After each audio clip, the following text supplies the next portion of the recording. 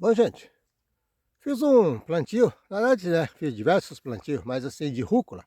E ela chegou num ponto que dá para fazer as primeiras colheitas, aproveitando que ela está bem assim num ponto macio, digamos assim. Então, eu vou explicar o que foi feito até agora, algumas particularidades, alguns comentários, e espero que consiga tirar a maioria das dúvidas que o pessoal costuma ter. Bom, aqui, na realidade, é um canteiro inteiriço que vai até ali na frente. Então, separei em 3 pedaços. A primeira parte está com rúcula e ela está no, como disse, né? Está num período bom assim para ser início do consumo, que as folhagens está bem macia, né? Bom, eh, eu comprei um equipamento outro dia, que já mostrei em alguns vídeos, rotativo acoplado em roçadeira, que tem me ajudado bastante. Só que aqui, pode ver pelos torrões grandes, né, no canteiro, ainda foi tombado com enxadão e foi incorporado as adubações com enxada e misturando. Então acaba não ficando muito uniforme. Então, próprio torrões que costuma ficar, obviamente está terra pura. Então, se a raiz está aqui em cima de alguns torrões, né, embaixo, obviamente, ela já não pega digamos assim, nutrientes adequados, como foi distribuído, né? Então, tem essa falha que a gente vai corrigindo no próximo plantio, que já estou com equipamento. E mesmo que não tivesse equipamento, você vai removendo o solo, então você deixa o solo mais homogêneo, né? Eu estou aqui em Vila Boa, Goiás. Brasil como um todo costuma se caracterizar mais pelo solo ácido do que alcalino. E na região do Cerrado, normalmente esse índice é um pouquinho maior. Então, quase obrigatório se colocar um pouco de calcário.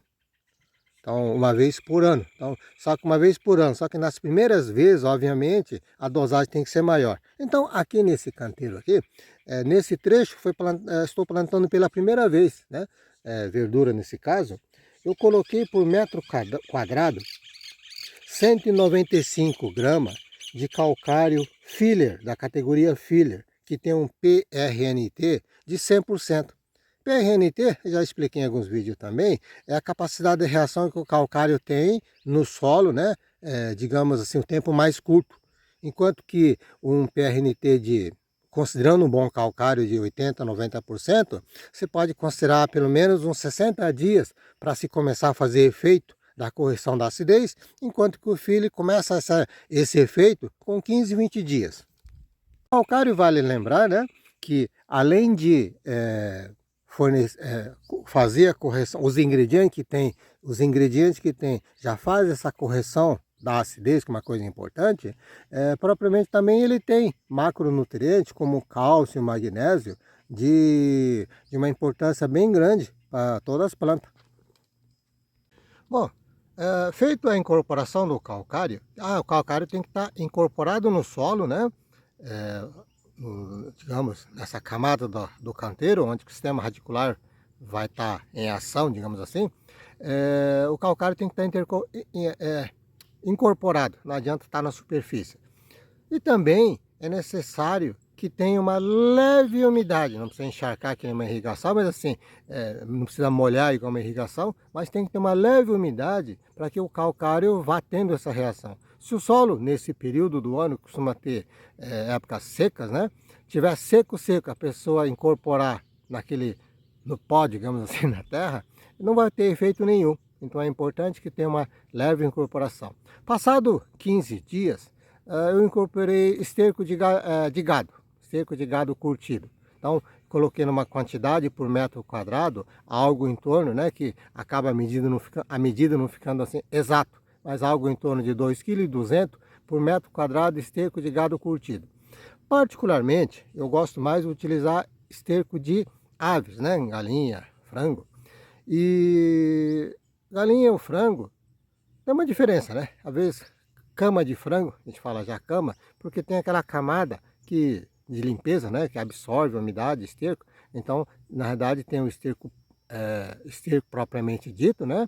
As fezes das aves, e a camada que tenta absorver, que fica assim no chão normalmente. E tem, às vezes, esterco de galinha puro, aquele que está sobre tablados, gaiolas, que é esterco puro. Então, isso também dá diferença. Mas, de qualquer forma, o esterco de galinha costuma ser 4 vezes, 3 vezes mais forte que o de gado. E também tem uma vantagem que cerco de ave não contém semente, enquanto que o de gado, dependendo, né, conforme você está plantando, você vai perceber, começa a nascer ervas daninhas que às vezes nem tinha naquela área da horta, porque estava dentro do esterco. Então, eu particularmente, devido a essa eficiência de ação do esterco e sem a presença de sementes, né, de ervas daninhas, eu prefiro o esterco de aves. Só que onde eu estou, eu não estou conseguindo com facilidade. Então, eu tenho usado esterco de gado por esse motivo. Eu estou gravando, é que o solzinho está bem forte, eu estou numa sombra aqui das canas que fazem sombreamento para verdura. Toda vez em quando vai entrar umas faixas de luz, né, que seria do sol. Então a imagem vai ficar assim, aparecendo uma faixa de luzes, né? É por causa do sol que eu estou mantendo na sombra. Bom, então o esterco também tem um processo de mineralização para depois a planta aproveitar. Então não é porque o esterco está curtido que a planta absorve imediatamente. Isso demora algo em torno de, o início, né? Demora algo em torno de 15, 20 dias para frente. E também tem que ter uma leve umidade no solo, né? Então é importante que o esterco seja incorporado um pouquinho antes. Senão você coloca o esterco e a planta não aproveita, ele começa só a deslanchar, digamos assim, com o efeito do esterco, depois de passado alguns dias. Mas depois tem ainda, né, fora a mineralização, questão de ácido úmico, fúlvico, tal, que é um detalhezinho à parte. Mas na realidade tem toda essa cadeia que o esterco vai se, no caso esterco, matéria orgânico, ele vai se transformando. Ainda na questão do preparo do solo, foi incorporado, porque somente essa quantidade de esterco para a terra, ainda mais numa terra nova, não é o suficiente em termos de nutriente, né? Então eu coloco esterco para ajudar a equilibrar o solo, né? Para, digamos, tratar o solo, a planta também aproveita. Mas eu entro com reforço NPK. Então, nesse caso, por metro quadrado, eu adicionei 150 gramas de 3,18,5. Essa composição, pode ver que uma boa concentração está no fósforo para enraizamento, né? Porque tendo enraizamento, obviamente a planta aproveita mais o nutriente ao redor. Se o enraizamento estiver ruim, pouco desenvolvido, obviamente absorve pouco. Então são detalhes que você vai corrigindo, né?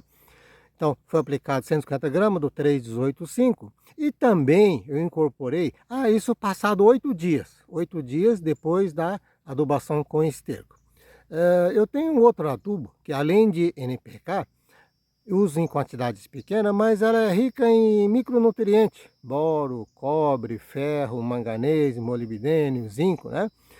Que o micronutriente, o nome já diz, a planta consome em pequena quantidade, mas são importantes no desenvolvimento da planta. Então, muitos micronutrientes fazem com que absorva macronutrientes também. É o caso do boro. Mas isso tudo tem que ter um equilíbrio com o solo. Se o solo tiver ácido também, eles não conseguem reagir, né? Então, por isso a importância da correção do solo. Mas eu adicionei mais 27 gramas por metro quadrado desse outro composto, que além do NPK, tem esses micronutrientes. Só que, lógico, né? Tudo isso aí que eu estou falando, o correto seria ter uma análise de solo para fazer, né? Digamos, a composição correta. Mas como eu não faço, né? E muita gente também não faz, então eu faço mais ou menos no bom senso e vou acompanhando o resultado.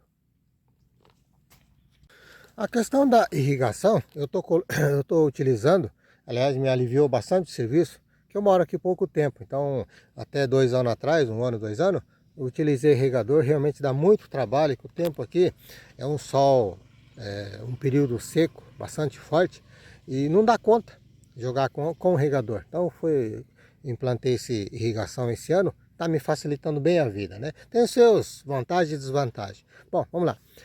Esse fita gotejador, né, que está aqui, que é de gotejamento, é gotejamento por gravidade.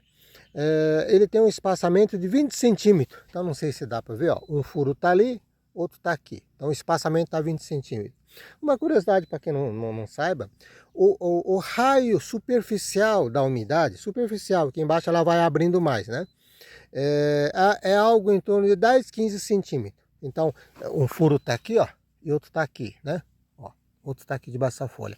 Então, o raio da umidade superficial, ele praticamente encosta. Tá? Então, imagina um círculo, ele atinge 10, 15 centímetros. Então, de um furo para o outro, ele alcança. Então, você consegue plantar no meio, se for o caso também. Tá?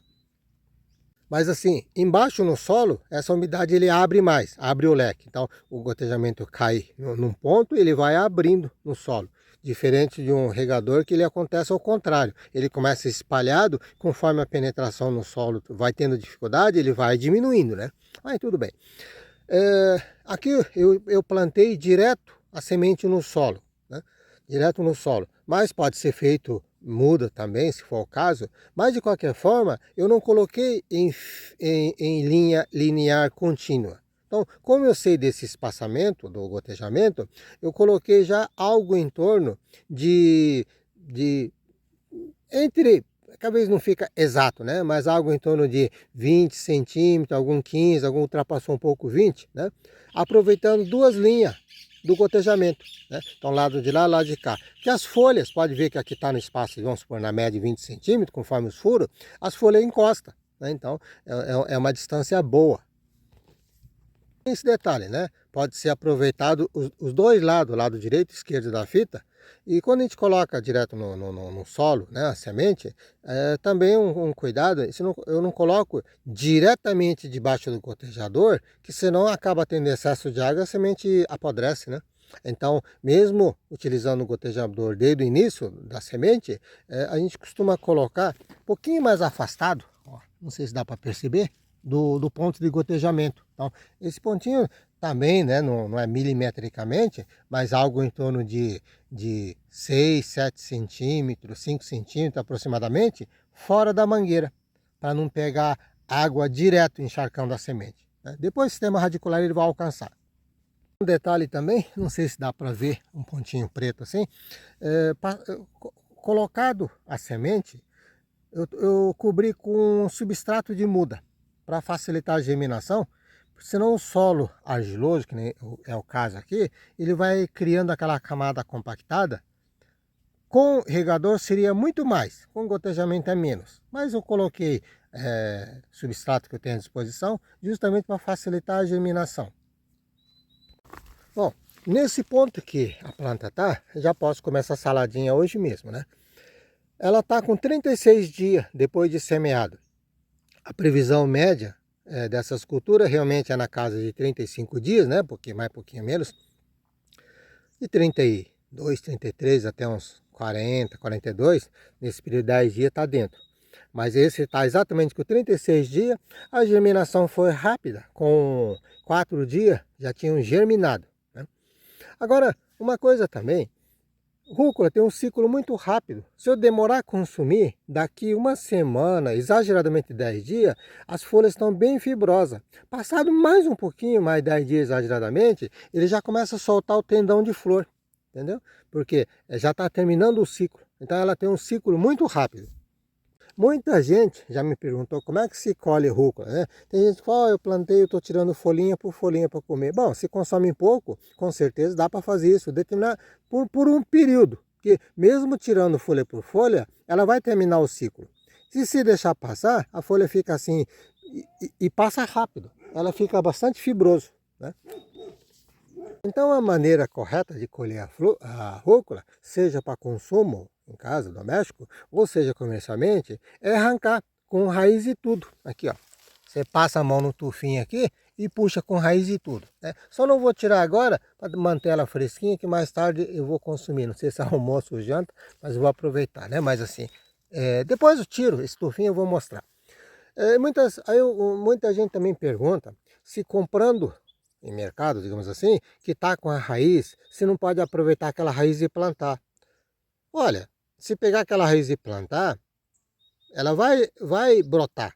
Só que é uma brotação fraca e rapidamente também se esgota o ciclo dela, porque ela já tem esse período sobrevivido, né? Período de vida dela. Então, e como ela tem um ciclo de formação muito rápido, na média aí 35 dias, exageradamente 40, sei lá, um pouquinho mais, um pouquinho menos, mas assim 35 dias, esse é 36, né? Ao meu ver, não compensa querer reaproveitar uma coisa que o ciclo é muito rápido. Então, se a gente reaproveita, coisa que a germinação é demorada, o crescimento é demorado, e se plantado uma vez dura 2, 3, 4 anos, né? Aí você pode reaproveitar. Mas no caso da rúcula, na minha opinião, não compensa devido esse, digamos, a facilidade de manejo que ela cresce, desenvolve muito rápido. Aqui, para quem não sabe, né, eu moro aqui há 2 anos, aqui no Cerrado, Vila Boa, Goiás, né? E uma das coisas logo que vim da região de São Paulo foi a questão do sol. Realmente a questão de irrigação me pegou no pé, preparar canteiro também era difícil. E o sol para folhagem, tanto é que esse canteiro a maioria é folhagem, judiava muito. Então não crescia, queimava, ficava mais duro, mais ardido no caso da rúcula também. Então eu plantei essas linhas de cana, eu já mostrei em vídeo anterior, justamente a intenção. Então essas linhas de cana plantado aqui, ela tá para receber a sombra da face norte do sol nesse período do ano em cima do canteiro, né? E pelo jeito tá dando resultados adequados, porque as folhas estão bastante bonitas, bastante macia. Mais um detalhe, essa ponta tá bonito, aí tem mais pouco de falha, ali tá bonito, ali tem mais falha, ali tá bonito e assim vai. Bom, uma que eu comentei no começo do vídeo, essa terra foi tombada com enxadão, pode ver que tem muitos torrõezinhos, né? E foi incorporado todas as adubações, calcários, preparos com enxada. Ela não fica uniforme. Agora com o rotativo melhora, deixa mais uniforme. Mas independente disso aí, o que acontece? Quando a gente está numa terra, é uma coisa interessante, isso aí vocês podem prestar atenção. Quando você está em cima de uma terra boa, inicialmente boa já, às vezes a pessoa vai plantando, ó, aqui não precisa nem de adubação, e vai plantando 1, 2, 3, 4, aí a produção vai diminuindo. Chega um ponto que a terra está esgotada, porque não teve nenhuma reposição de nutrientes adequado para a terra, né? Necessário para a terra. Por exemplo, material orgânico. Ou a terra é média, a pessoa colocou NPK direto. 1 ano, 2 anos, 3 anos. Chega um determinado ponto que vai faltar estrutura na terra. Então necessitava de material orgânico também. Então resumindo é assim, às vezes você pega uma terra boa e não cuida, você vai degradando ela. Por isso que muita gente às vezes deixa determinado período da terra descansando para ela se recompor, né? Mas assim, esse é um detalhezinho. Agora, então você pode estragar uma terra boa. Agora acontece o inverso, que é nesse caso, no momento. Você pega uma terra que ainda não está trabalhando, tem um índice de acidez mais forte, nunca foi plantado, principalmente verduras e hortaliças, ela não está ainda adequada. Conforme você vai colocando esterco, principalmente como material orgânico, e vai adubando, colocando calcário, uns micronutrientes, a tendência da terra é ela ficar melhor. Então, passado agora, na próxima cultura ele melhora, na próxima melhora. Vai chegar um período de chuva que automaticamente eu paro de plantar. É um período que vai descansar automaticamente. Depois no período da seca eu volto a plantar. Então, assim como você recupera a terra que ainda não foi trabalhada, uma terra mais virgem, para melhor, você tendo uma terra boa, se a pessoa não souber trabalhar, você estraga a terra também. Então, isso é uma coisa importante que a pessoa tem que estar prestando atenção. Ó, arranquei um tufinho, por sinal a gente fala tufinho, mas é bastante salado como rúcula, né? E, ó, sistema radicular, tá aqui, ó. Tá bonito, bem desenvolvido, profundo, né? Então, como eu falei, a tendência, que agora eu vou preparar o solo novamente, a correção vai ser menor, e volto com o esterco novamente, você vai tratando a terra. Embora que a planta absorve, mas na verdade você está tratando a terra. Então, nos próximos plantio, ano que vem, no outro, se eu manter esse ritmo, a tendência é esse local ficar mais produtivo. A terra fica mais homogênea, ó. Mas, de qualquer forma, tá bonito, tá bonito. Mas pode melhorar ainda. Então, voltando um pouquinho a essa questão do preparo do solo, né? Às vezes tem conceito de pessoa, não tenho nada contra, cada um tem sua opinião. Às vezes eu vejo matéria tipo adubo mineral, seria a mesma coisa de adubo químico, né? Adubo mineral, que na verdade são, a maioria dos componentes são naturais, né? Porque foi processado de uma maneira que a planta absorva rápido, esse é o detalhe. Aí às vezes o pessoal fala, acaba com a terra, estraga um monte de coisa, né? Sendo radical. Não é assim. Quando você tem um equilíbrio, fazendo uso correto de todo o material disponível, na realidade ela é benéfico em várias situações, né? Então, agora se uma pessoa não tem experiência nenhuma e quer arriscar usar NPK logo de cara, eu até aconselho usar esterco, porque desde que esteja curtido, a possibilidade de erro é menor. Então, o uso do bom senso, raciocínio do bom senso, nada de radicalismo, nem na ponta de cá, nem na ponta de cá, é importante. As duas, assim, a grossa maneira, a mesma coisa falar de alimentação. Não adianta você comer só uma coisa. Em determinado momento vai te sobrecarregar. Então você tem que distribuir. É a mesma coisa. Então, o uso do bom senso é muito importante, além do conhecimento, obviamente. Um detalhezinho. Muita gente instala gotejamento. Vou aproveitar e mostrar esse detalhe, né? Então, da mangueira mestra que está ali, mangueira mestra que traz toda a água do sistema, ele entra numa mangueira de meia polegada sem furo, para chegar até o canteiro. Porque senão, se eu usar fita gotejador logo de cara, ele vai derramando água. Um dos motivos é a economia da água em gotejamento e a facilidade de manuseio, mas acaba desperdiçando. Então, com mangueira cega, eu levo até no início do canteiro. Aí, nesse caso, eu coloco, podia até colocar direto, né? Mas assim, eu coloco um pequeno registro, porque em determinadas fases iniciais, né, da semeadura, planta pequena, mudinha pequena, não há necessidade de soltar água com pressão total nos furos que tem do gotejadores. Então, eu regulo aqui no registro a quantidade. Então, só se a linha for muito grande, as plantas tudo adulto, talvez eu abrisse total. Mas não há necessidade. Pode ver que mais da metade ela está fechado, é o suficiente, né? Então, a minha regulagem para fita gotejador é um registro que acaba regulando o uniforme, não tem como fazer por cada bico, né? Mas assim, tem a regulagem, senão ela vai água total.